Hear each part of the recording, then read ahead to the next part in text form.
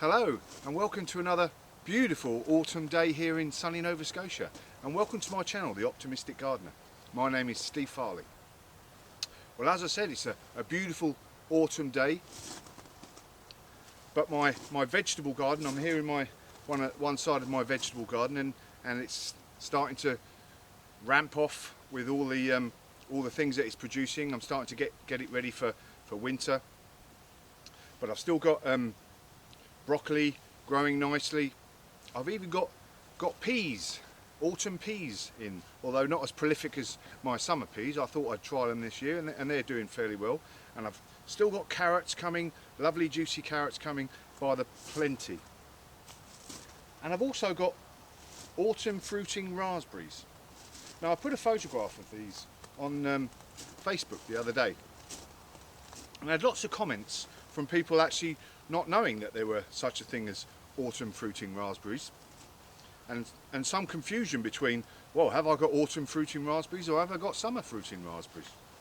So I thought I'd do a little video on the difference between autumn fruiting raspberries and summer ones, and how you treat them and how you prune them, etc.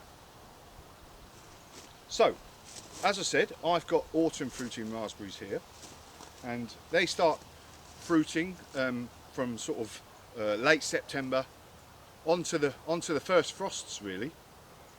And how I treat these is basically, after they've fruited, and like I said, they'll be fruiting until the first frosts, I cut everything all down to the bottom. I cut all the canes all the way back, because what autumn fruiting raspberries do is they produce their fruit on this year's growth. So I want to cut everything back so I get a nice new set of growth every year. Whereas your summer fruiting raspberries will produce their fruit on the previous year's growth. So if you can imagine now, turn around now.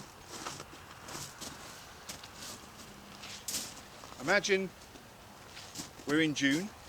I think June, sort of July onwards, your summer fruiting raspberries will producing their fruit. They'll be sort of July till September time, and there'll be a big glut of your raspberries then. And you've got your canes, and they've produced their fruit. At the end of the year, what you would do, or after they've finished their fruiting, what you would do is cut back all the canes that had produced fruit this particular year. So say this was, like I said, we're in July, August, whenever your summer fruiting raspberries are finished, and pretend this is finished its fruiting, we would cut this one back all the way down to the ground, and anything that had grown up this particular year, so this is a brand new one that that's grown up this year, we would tie that in, and also your summer fruiting raspberries are a bit more, they grow a bit taller, so you want to, and I really and truly I should have tied all these in with some sort of trellis network, but you would tie your new growth from your summer fruiting raspberry in, and then tie all of those in, all of these new canes that you've got, you would tie them in, and then next year they would produce their fruit. And all these ones, as I said, that have produced fruit this summer, you would have cut back all the way down. And then that's what you do every single year. So there's a couple of reasons why I like to grow autumn fruiting raspberries over summer fruiting raspberries.